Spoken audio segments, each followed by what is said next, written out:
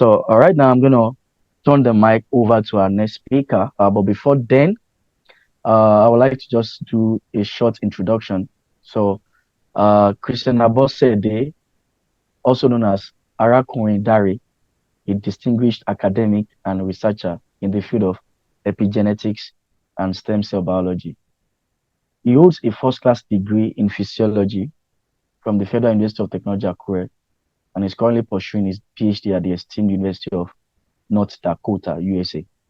Beyond his academic achievements, Mr. Abosede is the visionary founder of the Afterlife Initiative, a pioneering platform dedicated to facilitating a seamless transition from undergraduate to graduate school.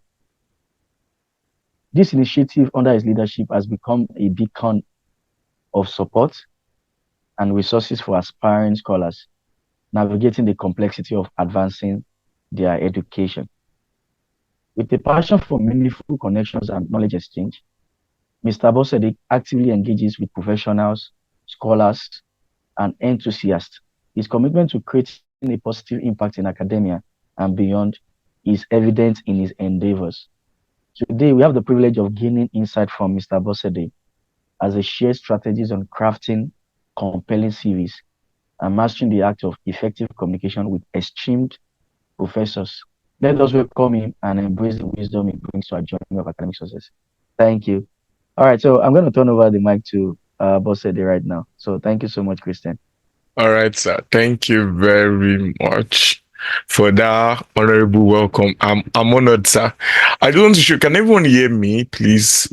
I'm trying to set up my screens here, so I just want to be sure we can hear me and we can see me.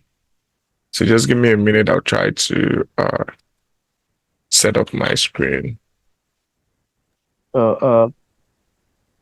Christian, are you using two screens? Yeah, that's why. So change the screen to the other one and use screen 2 for your sharing. Yeah. Oh, okay. Yeah. Because I don't know what happens most times. It just and slides share. Okay. Okay. So May I want to extend your screen? Do extend. I should Yeah. extend the screen. Yeah. Can you see my Yeah. screen now? Yeah, we can see your screen now. That works. Yeah. Okay. Can you see me? Because I can see myself. I just want to be sure. You don't have to see yourself. We can see you. All right. All right. That's fine. Okay. All right. Thank you very much, Dr. Ajayi, for that introduction. And also thank you, Rachel, for that very, very wonderful section. I think I learned a lot from some of the things you mentioned, and I'm going to be referring to them also during the course of like my presentation. All right, so I know why we are here already, and we've had the opportunity to meet with Rachel and Dr. Ajayi, and my section basically would cover the CV and also emailing of professors. I think I will apologize beforehand that I didn't cover any essays here, and that's to be sincere. I think because of time constraint, and I think I kind of misunderstood what I was supposed to cover. So I apologize for that. But I'll deeply go into CVs and emails for professors. Sorry, I mean you're on the right track. Essays are for tomorrow. So Oh, okay. Right yeah. Oh, okay. Just to be sure. So also I would like to put this out there that in case you see your CV or your friend's CV, we are strictly using it for educational purposes. Don't worry, none of your personal information will be out. And also some of these materials, because I want to make it as real as possible, are very confidential. So please don't just go around plagiarizing them. Just to put that out there, because it's a big offense anywhere in the world to plagiarize. So all right. Like Dr. Ajayi mentioned, my name is Christian Abosede. I like to be called ARAKUNRINDARE. And for those that want to follow me on LinkedIn or YouTube, yeah, you can just check for Dr. ARAKUNRINDARE on YouTube, which I also share things related to scholarships and also just like a personal graduate school vlog. Then on LinkedIn is just simply my name, and my research is on epigenetics and muscle stem cells. If you need to know more about that, you can always ask me in the chat box. I'm happy to talk about that. So now I'm just going to give brief introduction of what a good CV should be and what is expected, and then we would look at some samples and then we'd do some class activities. So I really hope everyone is here with me, and please, if you are here, just react in the chat box, and I just want to know that people are here alive. So what's a CV? And one thing I just highlighted, and I think everyone should take note of, is your CV needs to be comprehensive. That's like number one thing. Your CV needs to be comprehensive. In addition to that, your CV needs to summarize. It's kind of where people have issue with writing CV. The fact that they want to be comprehensive, but at the same time they want to summarize. You have to be able to do both adequately, and it is mainly used in terms of academic and research positions. So you don't want to go for a job application and be submitting a CV. No, actually, for job applications, you are supposed to to submit like a resume, and there's a big difference in what those two should look like. So a resume is more shorter than what you would have in a CV, and it has to be very you have to tailor it towards that job application. Unlike a CV where you have everything and can be there, but with resumes, you need to really tailor them towards the job application. You need to be very specific. Like, okay, you're applying for to become an aeronautic engineer in a particular aviation company. Your resume needs to be tailored towards that application. CVs can also be tailored, but with CVs, you don't need too much tailoring. Let me put it that way. It's more of like in CV, you need to put everything. But with the tailoring you have to do when it comes to your CV, it's more about how you are going to be arranging your experiences and your achievement and qualification. That's like the tailoring you have to do. But with resume, you even need to remove some words. Now, what's the content of a good CV? The first thing you want to put there is your personal information, your name in full. Most times it's better to write your name the exact way it is on your passport, if you have one, or any legal document you have. That's the way your name should be written. So if you are married, make sure you're using the name on your passport. Don't use the name you were bearing before you married. Also, you want to make sure you're putting your right academic affiliation. So if you're presently doing a master's, you need to put that there. Like, okay, this is where you are presently. The second thing is objective statement, like your career goals. Now, this is very optional, and I'm not a big fan. And the reason why I'm not a big fan is because most times it's either people overstate it or they understate it. And I would show you samples when we get into the sample section. So you would see what I'm talking about. Like, people sometimes overstate what they can do in their career goals. And sometimes they just understate it, or they just say things that are not clear. And since you put it at the very beginning of your CV, you can actually throw people off from even reading the content of your CV. So that's why I personally feel sometimes people shouldn't have objective statement or career goal statement on their CVs unless you know you can do it well. The next thing is you want to make sure your academic achievement and your degrees are clearly stated. I graduated from so thing in so school this year, starting from this month and this year to this month and this year. You need to put that there. Your research experience should follow. I see people go and put their research experience at the back. It's wrong. Like, you have to put your research experience right after your education. And if you have a work experience, sometimes your work experience can serve as your research experience. And these are some of the things I also learned, like in learning how to review CVs over time. So, for example, you can have a situation where, let's say you go for an internship. in a particular place. Like I know for people that are in Nigeria, you have opportunity to go for like internship depending on some courses you do. And when you do that internship, actually that internship might look like a work where you're actually working, but it can also serve as a research experience because you actually went there to intern and learn a particular skill. So it really depends on how you're reporting it. You can actually report those things as a research experience also, depending on what you did there. Now, your skills, you need to list your technical skills at the same time, list your transferable skills. It is not advisable to start your CV by listing your skills. I see people do that too. Uh, and when I tell you I see people do that, I've been opportune to review like more than 50 CVs or close to 100. And I can tell you, yeah, people do that. Like they want to put their skills at the very beginning and trust me, it's a throw off. Like it doesn't work. You need to kind of build up on it most times. However, I would say there are no one ways to do this thing, but this is like, I would say, optimal ways of doing it. Now, also, if you have an award or honors, you need to put that there. For someone like me, I would say at the time I got my admission, I didn't even have any academic award.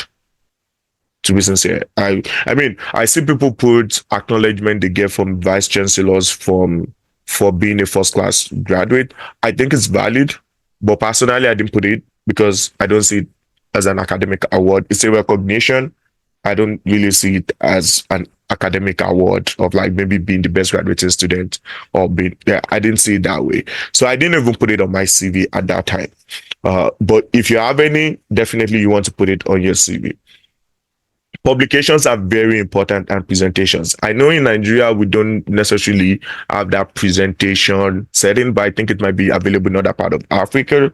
But if you have the opportunity during your undergrad to present, or during your masters to present somewhere like one of the research you're doing, you need to put that in your CV with the topic of what you presented on. Don't just say you presented, like, don't just say I presented so means this. No, you need to actually say, hey, I presented here and this is the topic of my presentation. So that way you can actually show people your expertise. Like you can tell people like, oh yeah, you're knowledgeable in this thing.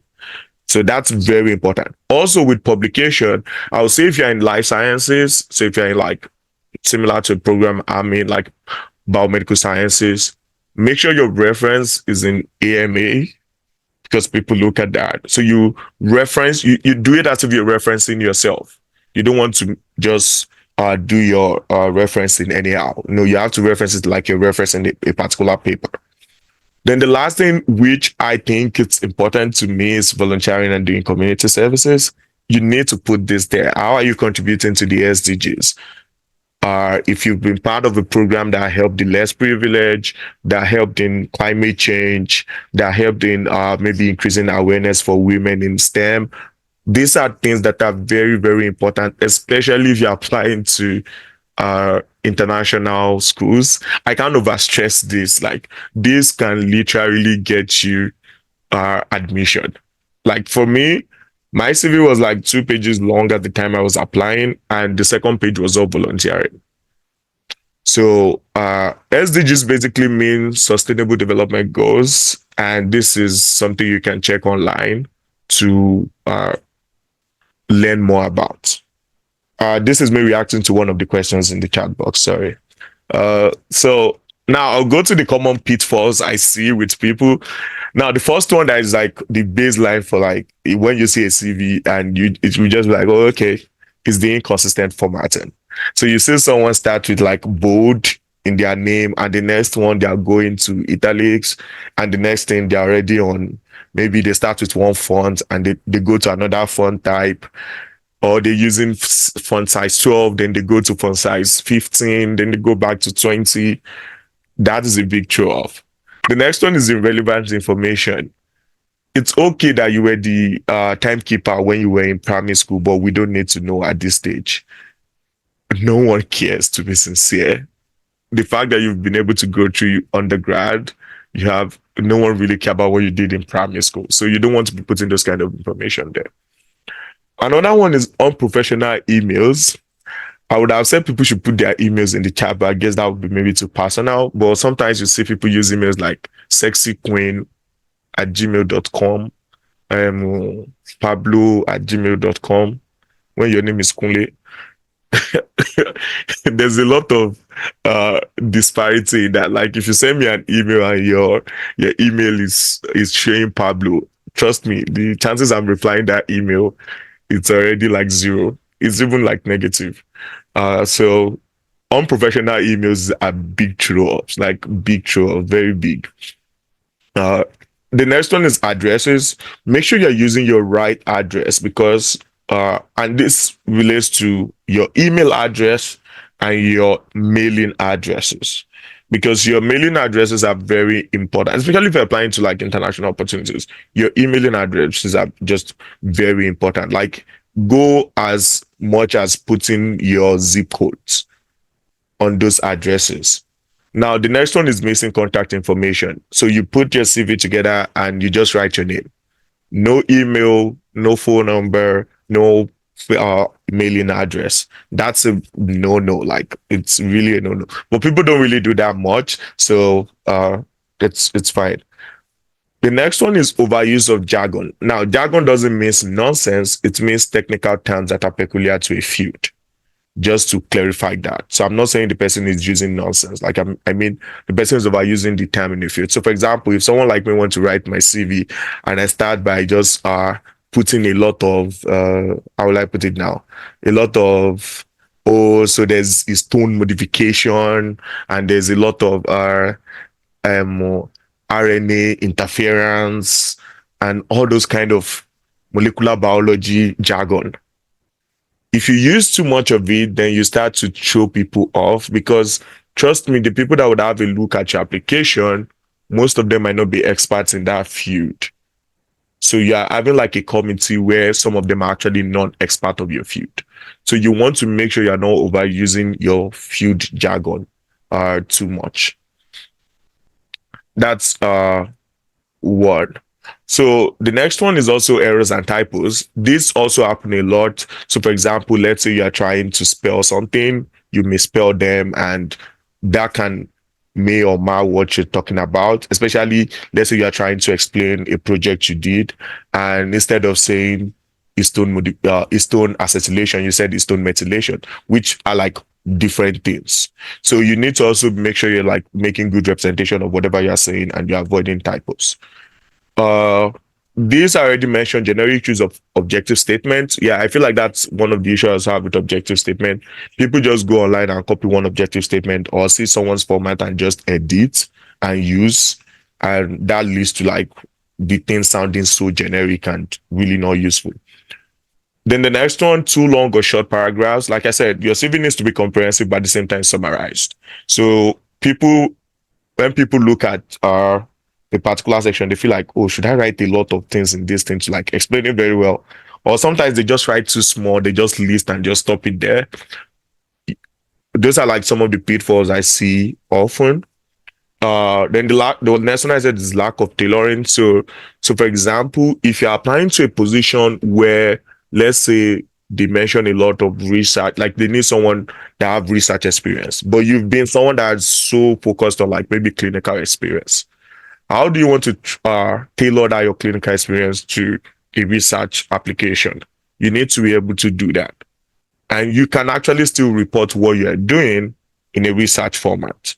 So I have a friend of mine who I'm currently helping with application, and he works in a company where he's just like a product manager and he's leading the team. So he's the team lead. So if he's going to report that in a research setting, he can't just go and report it like he's applying for a job. He needs to say, oh, okay, we had an objective or we had an hypothesis that if we change so product or change this panel, the customers will like the product more. Then my team and I decided to use this methodology to achieve them. Now you're starting to speak like a researcher, not as a team lead for whatever company you work for. So that's one thing. The other thing I see people do, I mean, I know there are a lot of CV resources out there, and people just plug in their details and then they get these design templates and then you see every color up and down just now. Trust me, it's a big show off. You want to make sure your CV is as simple as possible. So the next thing I want to talk about are the research tools that are available, and most of these research tools are AI based. Rachel has spoke extensively on using ChatGPT. I'm a big fan of AI, so I use ChatGPT a lot. Some of these slides were ChatGPT generated to make it easy for me and you to learn easily. So ChatGPT can really do everything and anything, but I would say there are pitfalls for using ChatGPT, and I'm going to show that to you guys. Which because I tell most of my friends that using ChatGPT it's a very dicey thing. It can neither make you look like a fool or make you look very intelligent. So it's using AI is just a two-way thing. So then the next one is Grammarly, and I'm sure most of us should be familiar with Grammarly. Please, if you are not familiar with Grammarly, it is time to be familiar with Grammarly. Grammarly is a really, really big deal. The other one I also use is Qbot, which is to help you get the appropriate jargons for every word and synonyms and antonyms.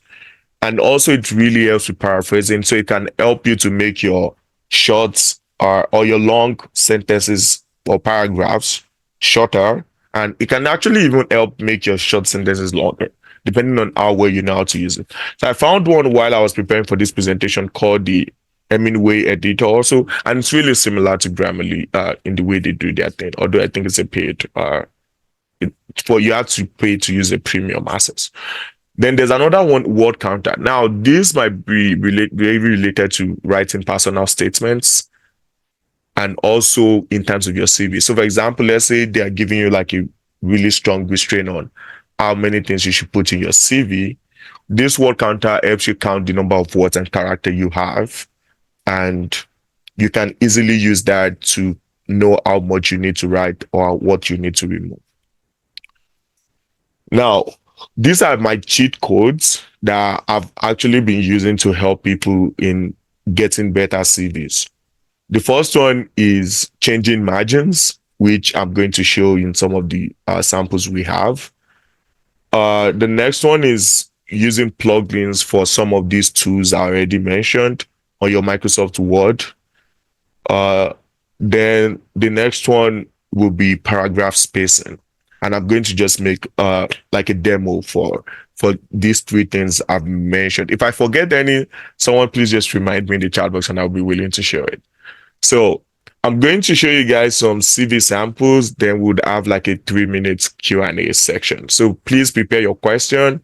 Put it in the chat box. It's just going to be for 3 minutes, so you might want to start typing your questions now, so that we can cover them. So I'm going to be sharing my screen again, just so that I can show you guys what I want to show. Okay. So share.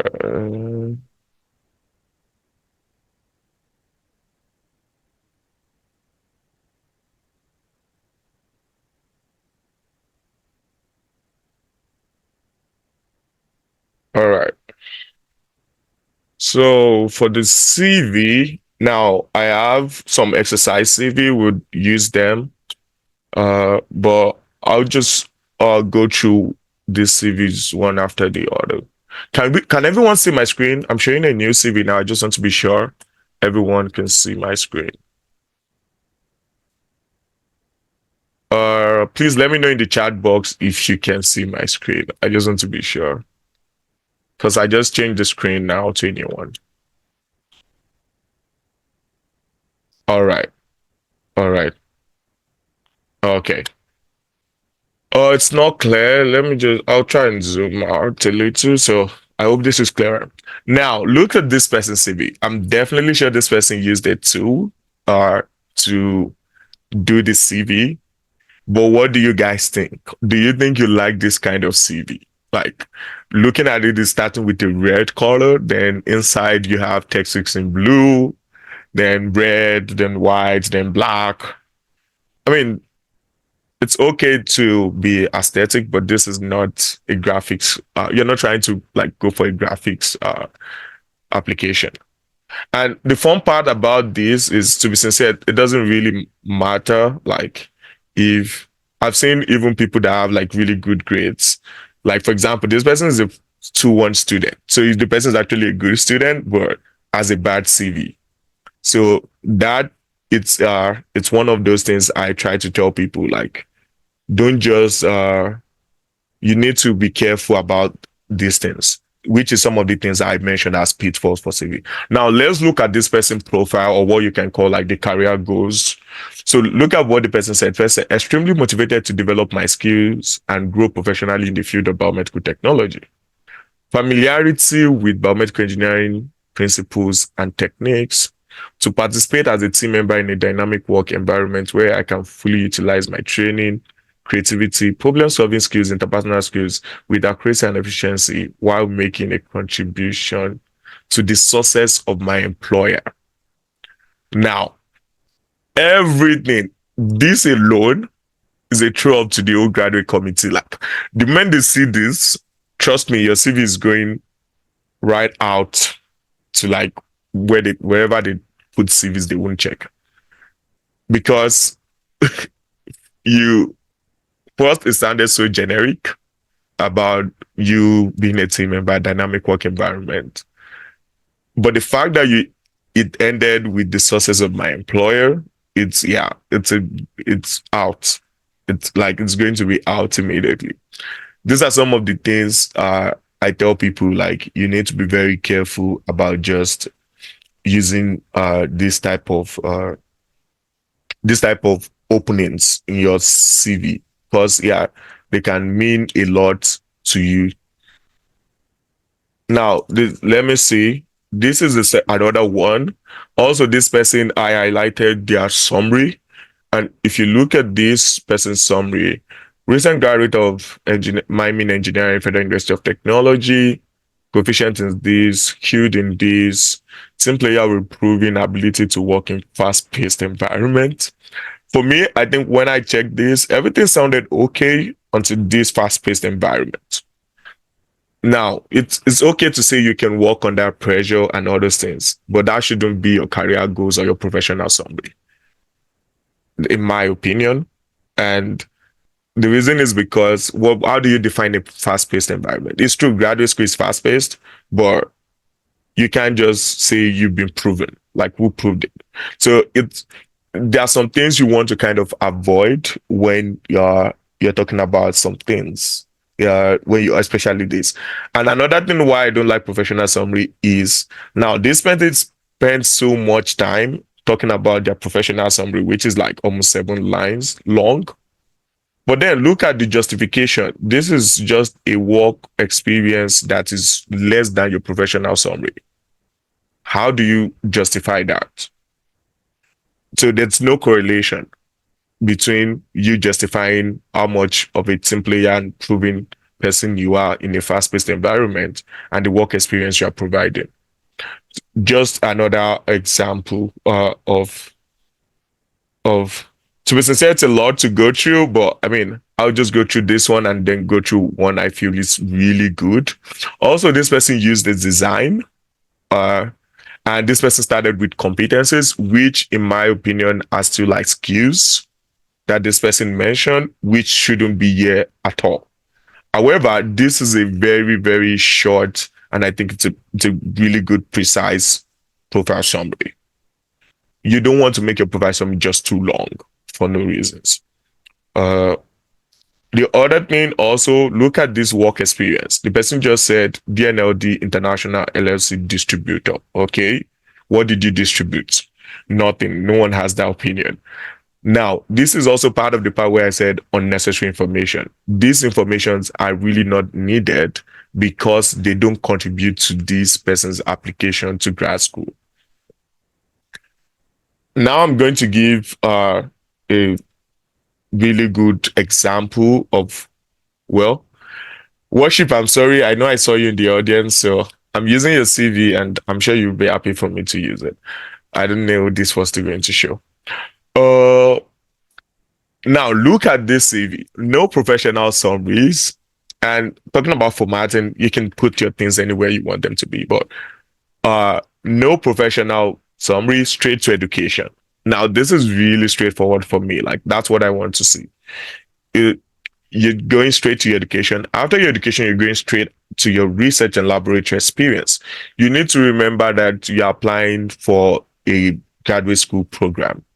So no one wants to hear like too much on what you have or what you're going to do. So go straight to your research and laboratory experience and programs or skills you have. Then you go to your work experience. There's a really big difference between your research experience and work experience if you have both. And there's a way you should write them separately because that way you can make good use of your space and also at the same time make good use of your skills. You can tell them you have multiple skills in different things. So the other thing is your publication. Like you say, you have to reference it like you would reference another paper. Then certification, where you have all the years you got those certification, who offered it, and what certification it was. Then your skills. It's really that simple. Like if you could put this in, it's just that simple. And you want to tell them the exact thing you did during those processes and what you can use. So this is what I have. So I'm just going to go back to the presentation and then the Q&A. So for Q&A, I know people are already putting their question in the chat box. So Adini Samo said, pertaining to the overuse of jargon, does it mean we should use simple grammar during composition? Yes, absolutely. Now, that doesn't mean you should water it down and use, will I say, high school languages. But simplicity is the best way to go. Like, make sure you are very, very simple. Oh yeah, you can always include award of scholarship into your CV. So, for example, you can always do that if you have.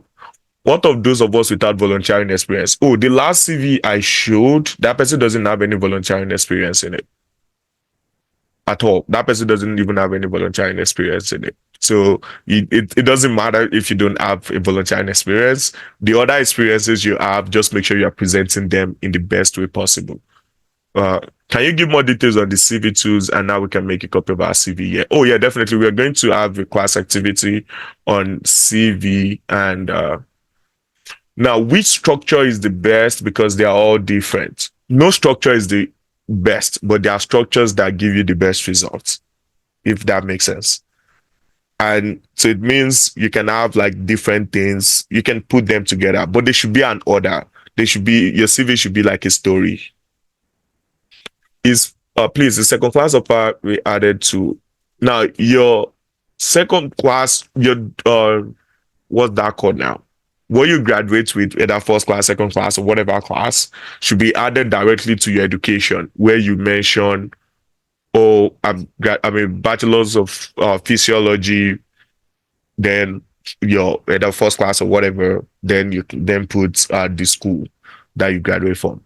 Talking about page limits, good evening from Cameroon. Good morning. It's actually still morning for me here.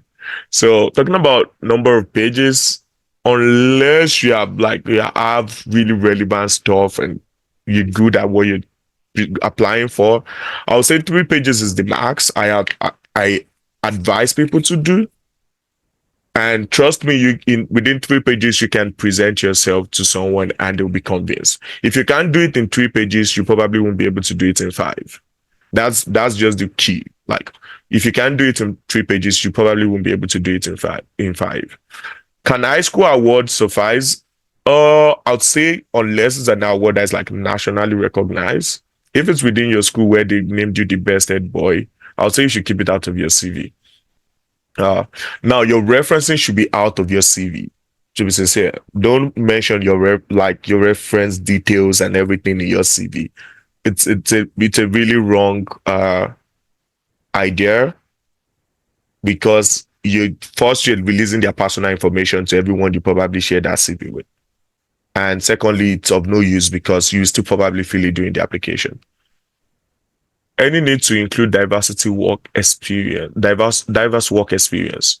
So that's the part I was talking about tailoring your CV. If that diverse work experience does not in any way contribute to that CV application where you're going to submit that CV to, then don't put it because it's just going to take up more space in whatever you're doing.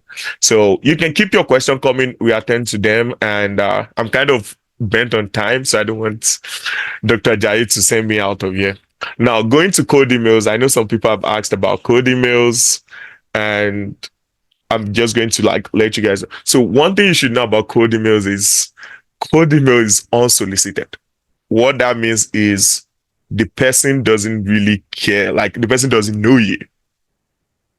So the person is not the one asking you to send me an email. So if I say, oh, you want me to review your CV, send me an email. I'm expecting it. But if you send me your email out of the blue and say, hey, I want you to review my CV, I'm not obliged to respond to you. So that's the first opinion I like people to have about cold emailing. And the purpose of this cold email is just basically to network, to establish connection with people. And that's really the goal. And in this case, you are establishing connection with the professor in order to join his lab. Now, what are the alternatives to cold emails? Since cold emails, you don't really know the person. The alternative is like a referral. So Dr. Ajayi is in the University of Cincinnati. He can always like refer students to like, hey, this professor, oh, I know this person. In that case, the professor is kind of not unknown to you again, even though you don't really know each other.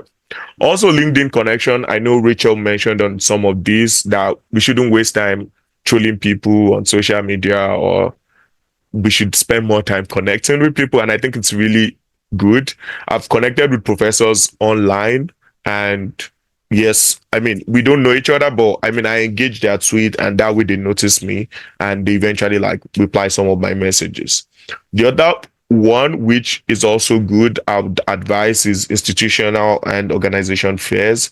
So bodies like Education USA, some universities do it personally.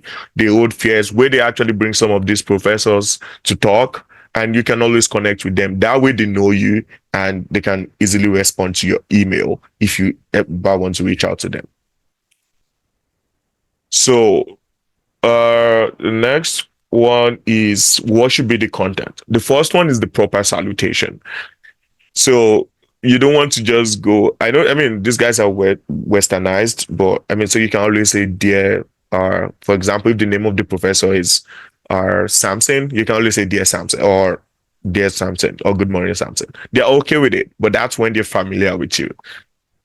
You can be sending an email to them for the first time and you just go, dear Samson. So you have to use the proper salutation to send the email. Also, you need to do a brief introduction of yourself and the purpose of that email. So I'm so, this is why I'm sending you an email. What's your body? Express your interest in their work. State what's your relevant qualification and what's the potential opportunities that you would get to benefit from joining them. And then always express gratitude, and I mean, provide a way for them to reach out back to you. Expressing gratitude is really important because, like I said, first they are not obliged to reply you, and if they reply, it's out of their own volition. So you really need to sound optimistic. You really need to sound like you are grateful for their help. You don't just want to send them email like, oh, you want them. Now, what's the common pitfall I see people do with cold emailing? The first one is subject line. A lot of people have sent me email without a subject line, and trust me, I'm going to ignore that email most likely, especially even if the subject line is not related to what you're sending the email about. So that's one thing. Lack of personalization. A lot of people use generic code emails. I'm sure some of us have sent samples online, so we just copy it and change our name, change our school, change the CGPA and everything, and you just send it. Trust me, those people know. Like when you read a generic email, you know it's a generic email. So the next one is unclear purpose. So you're sending an email to join their program, but you're just not saying that from the very beginning. Lack of value proposition means you're not providing how valuable you are. So you're not telling them, oh, you have so skill, or you're good in one thing and the other, that they can impress them to want to reply you. Spelling errors, which I mean is common with a lot of writing, and I think it's something people should check. Attachment without consent. So, for example, let's say you're attaching your CV, transcript, or whatever. You should put it in the email that you're actually attaching your transcript. Then the other one that can also happen is being too formal or informal. So you can sound so formal, at the same time you can sound so informal. I mean, like I said, some of these things are like two-way. You just need to know how to kind of balance it. Long emails. I was a victim of overly long emails as cold emails, and I never got any response. I never got any response. There's also ignoring follow-up etiquette, which is okay, let's say you send an email and after like 2 weeks you didn't get a response, you are obliged to actually like send a follow-up. Sometimes you don't have to wait up to 2 weeks, like a week, it's okay to send a follow-up after a week, but don't keep sending them emails every day. They'll most likely not reply. Ignoring opt-out requests. So some people will actually send you an email like, hey, don't send me emails again, and you need to respect that. Uh, I think one thing I omitted here that I also think people do is to think these professors are also on your time. They are not. So you need to be able to target your email to get to them at the right time of the day based on whatever part of the world that professor is in. So it's good to target your email to come early in the morning for that person. So you need to look at their time zones, or I would say late at work, like let's say like 5, 4-ish, the professor's time, because they probably leaving work around that time and they will check their email. Now, the same tools I've mentioned before can also be used to improve your CV or your code emails, to remove some of these grammar errors or formatting to sound formal and other things. So we'd also go to, hey, Emmanuel, you're drawing on my screen. Oh, sorry. So I'll just show you guys the sample of code emails I have. Some of them I'm sure we will laugh about. Others, yeah, we will just look at. Now, look at this code email. Yeah. Dear Professor, I hope this may find you well. My name is, and I am writing to express my keen interest in joining your STEM research group as a PhD student in the field of. Now, inside that bracket, it says specify the field or department of the relevant to the professor expertise. Now, this person probably used ChatGPT to generate this code email and sent it that way, which is one of the pitfall people actually fall into. ChatGPT put some things for you to edit, but you never mind to look at it and you just feel like, oh, it's AI, it's good. Let me just send it. This is a big mistake, and trust me, you're gone. Like, it's like they're not going to even look at your application. So that's one. Let me just go because I'm already bent on time.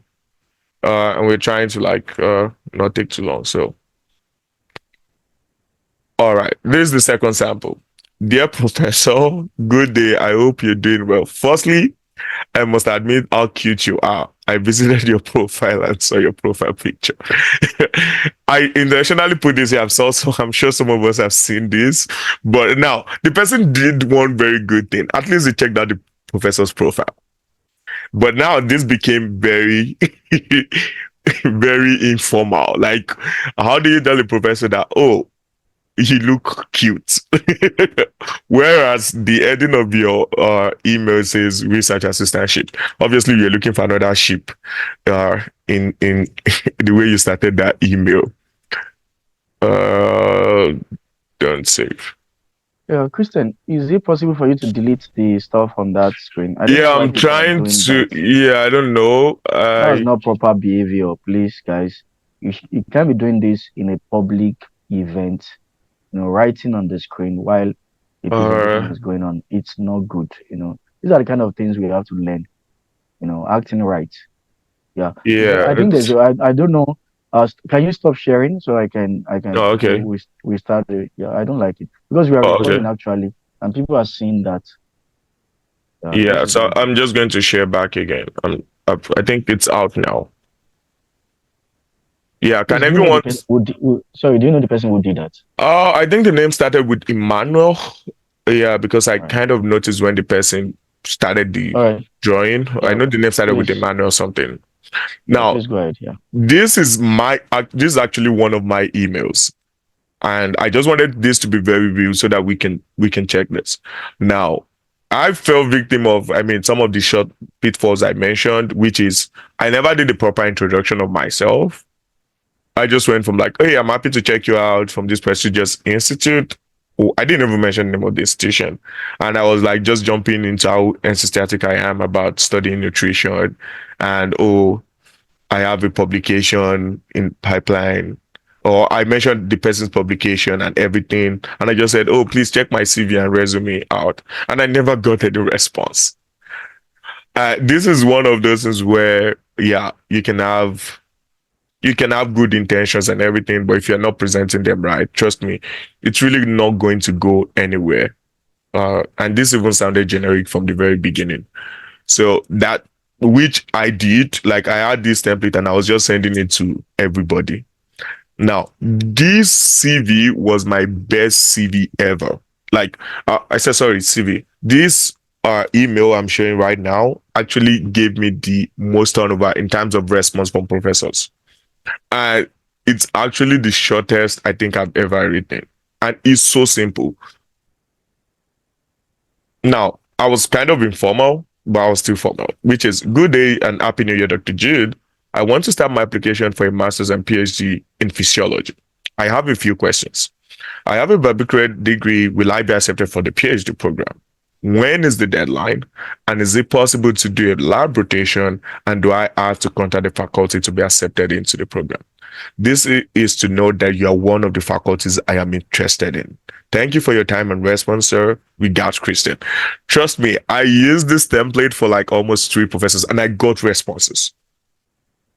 I don't know why, but I think one of the advantage to this was because it's very short and it's really precise. It addresses specific questions. And if you look at the next response he gave, which I mean, I'm not showing everything, but hi, Christian, thank you for your email and interest in my laboratory. So we actually literally diverted from some of those questions because they could easily be answered by just checking the websites, which I knew. I knew some of those deadlines already, but I asked it in a very naive and someone that is enthusiastic about joining the program. And since they look at me like, oh, okay, this guy is about to start the program. And I mentioned at the end, you're one of the people I'm interested in. So for me, this was, like I said, this is like the best template I've ever used. And that got me the best response from most professors that I've sent email to. I also reached out to a friend of mine and he shared this template with me, which I think it's long, but it's really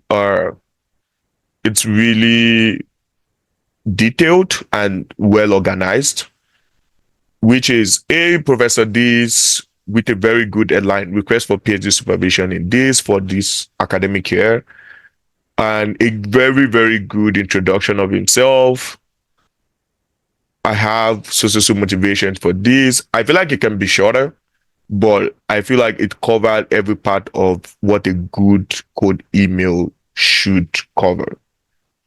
So this is like the other template. And if you can see, it didn't even attach its CV or its transcript or whatever.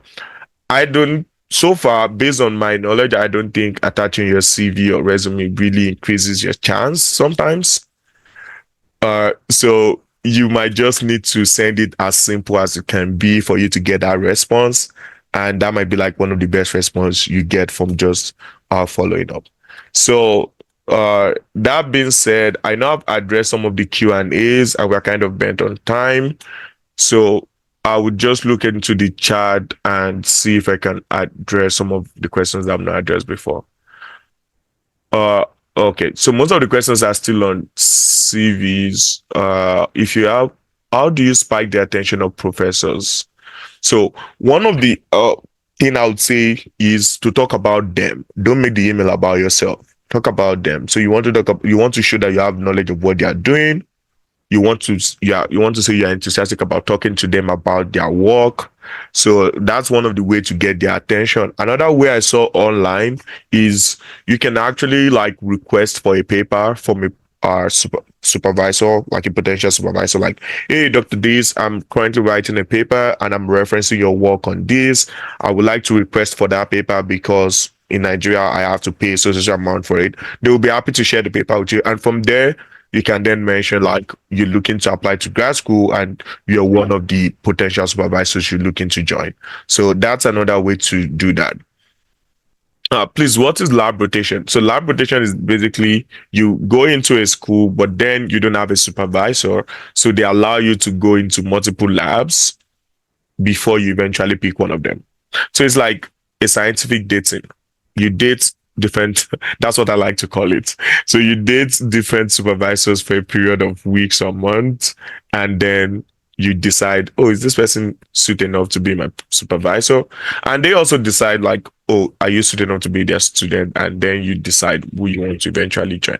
And they also have to accept you.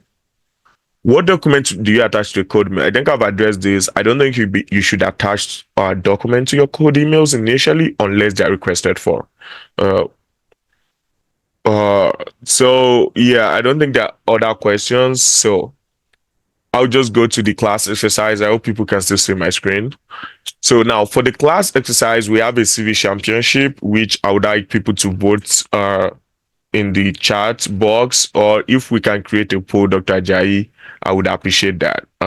If we can get Yeah, a poll in the yeah, I chat can create box. it. I All can create right. a poll. Okay. So I want a poll of 1 and 3. So that's the first vote. Sample exercise 1. I'm going to open sample exercise 1. This is it. And then I'm going to open sample exercise 3. And I want people to So vote if you are. what are the questions? Sorry. So the question is, if you are the professor, which CV are you picking? Okay, so okay, Yeah. if you are the So professor, yeah. yeah, if you are the professor and you're reviewing this application and someone sent in this sample 1, So what student are you picking, or yeah, which CV will you pick? what Which of the CV uh will you pick? So which just of the just take a good look at it. So this is CV1. I'm going to scroll through it for like a minute. So this person have the education, everything stated, but not the proper formatting in the best sorry way. sorry, how many options do you want? Just two. Choice one and choice two, am I correct? Yeah, just 1 and 3 in this case. Sample one and three, Abby. Yeah, sample 1 against sample 3. Okay. So just to apologize, people, I think I would take a little bit more time than the previous speaker because of how much we need to cover. But I think we're already at the end. We're just going to do class exercise and we should be done. Yeah, I think I've done this. Yeah. Okay. So there's a poll ongoing. I don't know. I can't see it I yet. Okay, I can I'll see log it it. now. Now I can see it. All right, guys. So please send in your votes. Sample 1, then this is sample 3. This is sample 3 here, and this is sample 1. Which are you going to vote for? Sample 1 and sample 3. If it's your CV, please vote for your CV. But yeah, sample one has, I mean, language proficiency, professional affiliation, work experience, volunteering and community service. Then sample 3, yeah, objective, thesis title, leadership, journal publication, education.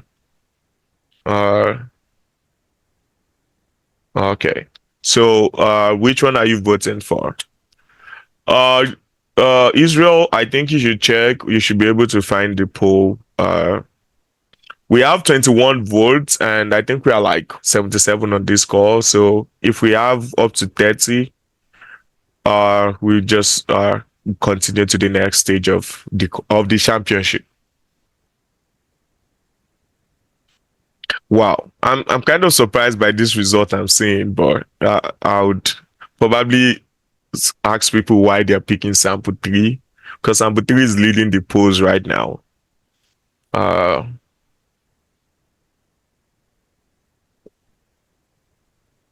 all right, please let's keep sending in our votes. If you think sample one should go to the next round, because this is quarterfinals. No, this is semi-final safe. The next round like this is finals.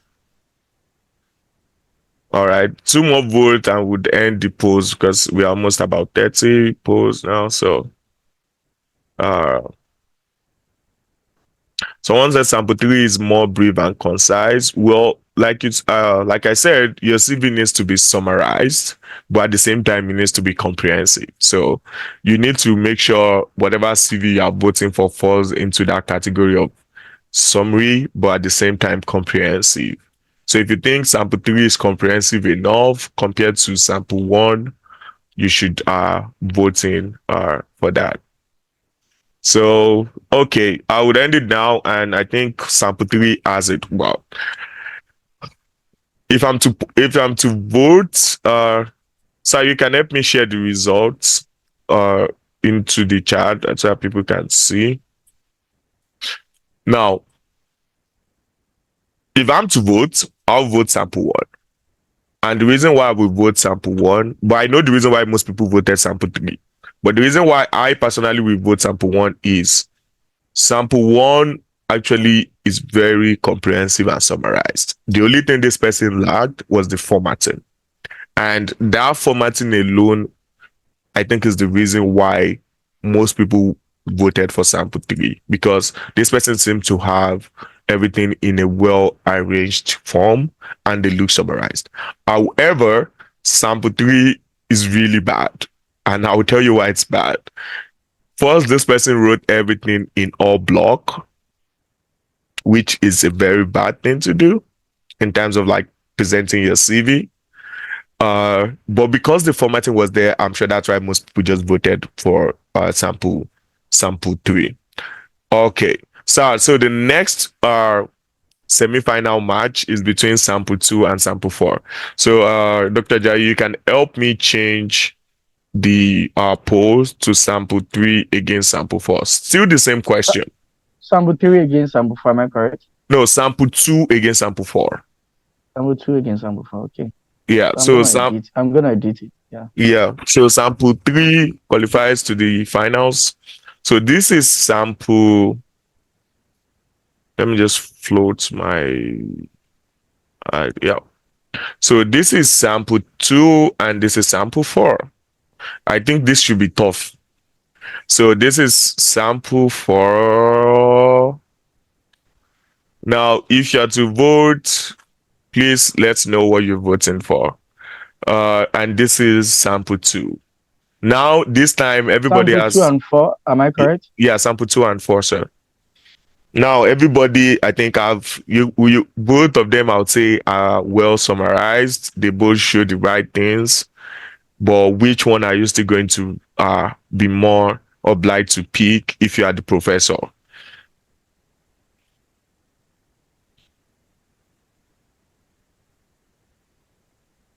If you are the professor, what would you be more obliged to pick? So just the polls are up already, so please send in your votes. Sample four and then sample two. So let's know what you will vote for. Sample two, I mean, I believe we can all see my screen. I can try to zoom out a little. Sample two, then sample four. Let me zoom out on these two.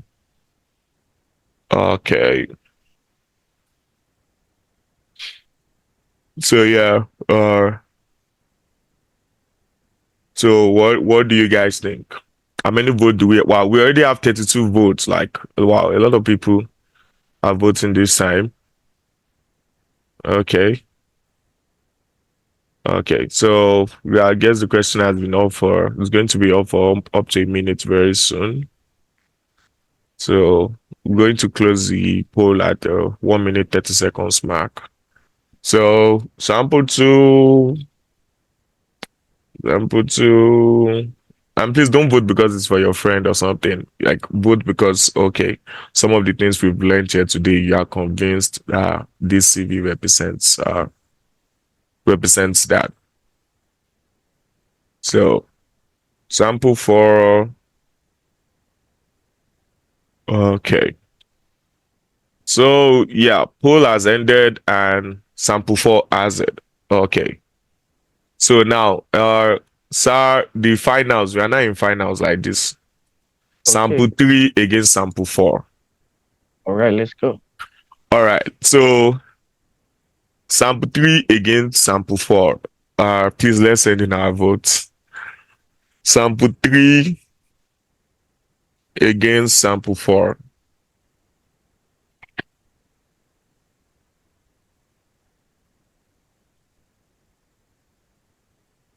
So this is just to show us like I want, because one thing I think I've seen with most people is people want to work on their CV, but because they don't really know what a good CV is, they don't know how to present their own CV. And that's why I want us to participate in this voting section where you can actually decide that, oh, this is what a good CV should look like, and this is what a bad CV should look like. So do you think sample three against sample four, which one do you think Sorry, 1 second. Yeah. all right, sir. All right. So let's go. All right. People can Sample start voting three now. against sample four. Please send in your votes.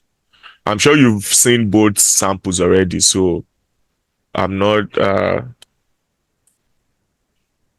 then No, not yet. I How are would you? add I will address some questions in the chat. So please keep sending I your don't. chat. Uh Yeah. All right. See you later. Yeah. okay, so please keep sending in your votes. Make sure you are participating. Uh all right. So someone is kind of making a comment about religion in CV. Yeah, you can definitely put your religion in your CV. I don't see it as a disadvantage. It's not like you're talking about your religion in the CV. You're just saying to what society you belong to. And that's a means of identification, which your CV should, at least in a way. You didn't see anywhere in the CV where it say Christianity. It said it's part of a religion like organization. And the US churches are considered as organizations. So you can that's even in Nigeria, because you have to, I mean, churches are registered, mosques are registered to like the government, and they're registered as organizations. Can photograph be attached to the left corner of it? If it's a graduate school application, I would say no. If they need to see your face, they request for a Zoom. So don't let your face, I mean, even though you're fine, doesn't mean they would be convinced to give admission. Can I stop it now? Yes, sir, you can stop it. And I think sample four has it. So sample four I think Christian. has Sorry, the go ahead. highest Let vote. me. Yes, sir. Can I respond to some of the questions? Oh yeah, So I definitely, think sir. CV, it's a gray area. You know, The one, you might be which one? one. You might religion in CV. It's a Oh, gray okay. area. So you might want to be careful. You know. Yeah, muted, sir. I can't hear you again. Sorry. Yeah. Someone came in now. Yeah, I had to respond to that. So yeah. Oh, okay. So please. Uh, I mean, if you're in doubt, don't just put it. I mean, Oh yeah, whether yeah, you want it or not, definitely. yeah, just take it out so that I mean, sometimes it depends on the individual anyway. Some people are just Oh yeah, discriminatory. yeah. Yeah, So some people are so just discriminatory. I think that's why I said if you look at, and okay, so I think I can say it now. Sample four is my CV. So I'm happy I won. Now you guys didn't vote me out. All And right, then the reason uh, why I would yeah, just kind of buttress on what you're saying. The reason why, if you look at where I put it as a membership. So Oh, makes sense. Yeah, makes so sense. Yeah, this that doesn't, that makes sense. yeah, Yeah, it's, yeah. you have to be diplomatic about it. This doesn't look like I'm saying, hey, my name is already Christian. I feel like everyone would say, oh, this guy is Christian. but I'm not putting it here to say, oh, I'm like putting Christianity at the top of like religion. It's not. I'm just saying I'm a member of a religious body, which it's really considered like an organization. You can, there are different religious bodies that are not even churches. They're just like a body, like, but they're religious setting. So that's why it's under membership, which I think you can do if you feel the need to do it. And the other thing I was talking about, if you really look at my CV, which I said this is mine, you can look at my leadership and volunteering took a bulk of the CV part, like literally a bulk. And that's because I didn't even have much research experience at the time I was applying, even though I had some, but I didn't have much. So Mm. those are some of the things you can actually do to make your CV appear really good during your application. So I think Uh, we've been able to do the Q&A alongside, yeah, and this is something I just wanted to show everyone before I go. I'm sure this is why you're here, to eventually get this message, and I pray everyone will get it. But to be sincere, you just need to continue putting the hard work, like Rachel mentioned in the beginning, and just hope for the best as you continue to draw. Samuel is drawing on the screen again. Please stop. So thank you everyone for listening. And if you need to reach me, please, you can always send me connections on LinkedIn or YouTube. I'll be happy to connect with everyone. Thank you. Thank you very much, Dr. Ajayi, for the opportunity. you're welcome. Yeah.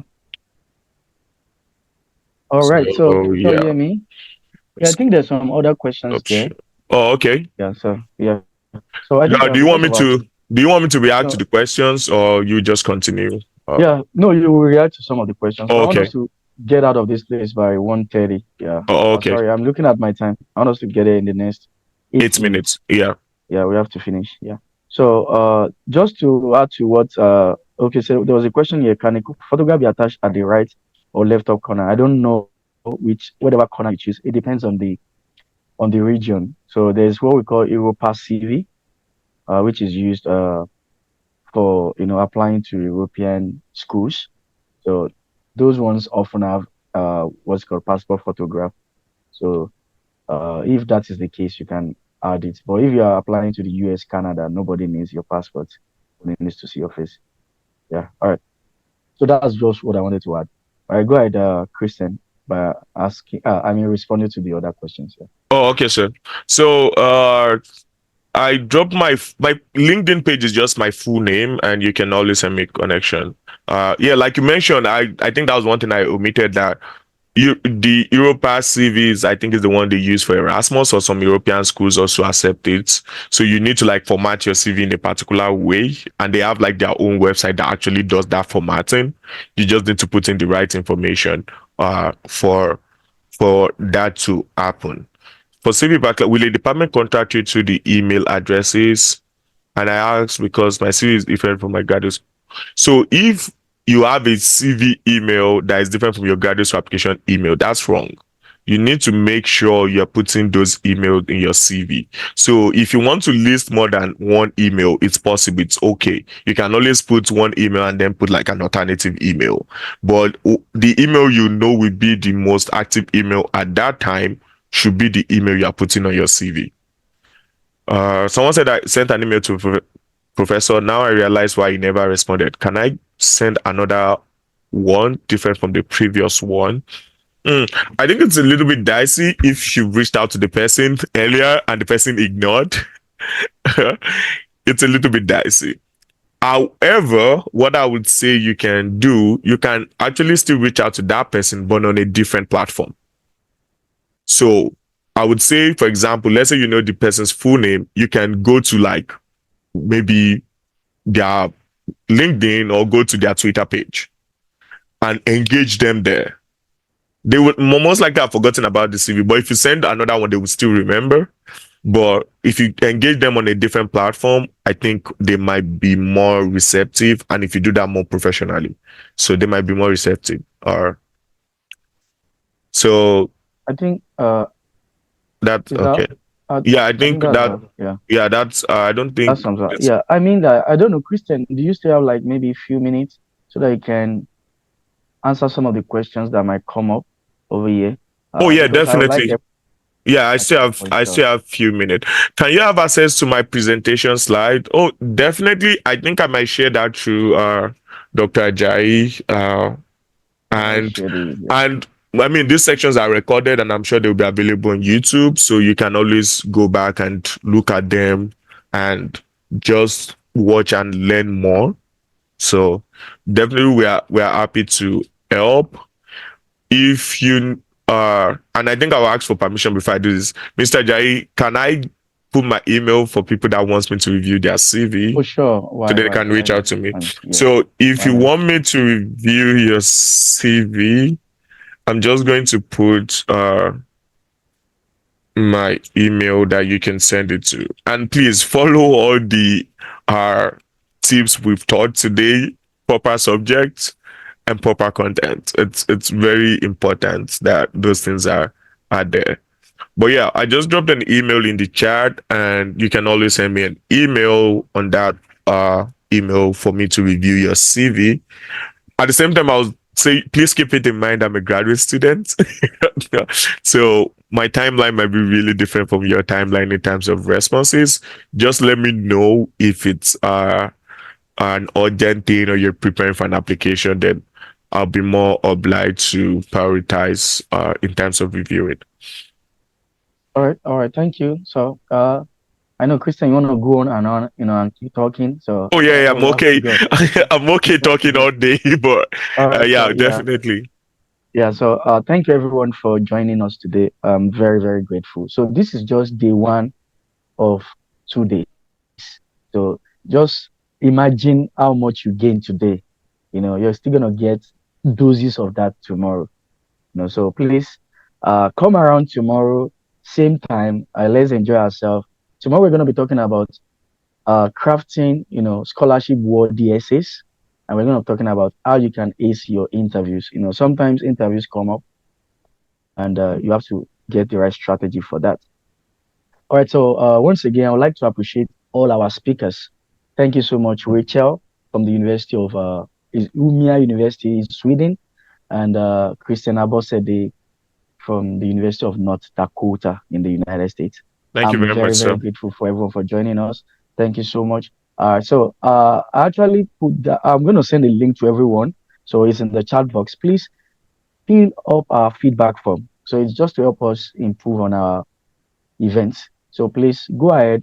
Whenever you can do that, maybe today or tomorrow, please help us fill out the feedback form. We want to get your feedback on how we can improve, this kind of workshop. Want to improve on them. So I don't know if there any other thing I need to say. Is there any other thing I'm missing? Is there comfort there? Comfort, is there anything I'm missing? Rachel, is there anything I'm missing? No. I think you've covered everything. All right, so I'm gonna stop recording at this point. I'm gonna stop recording.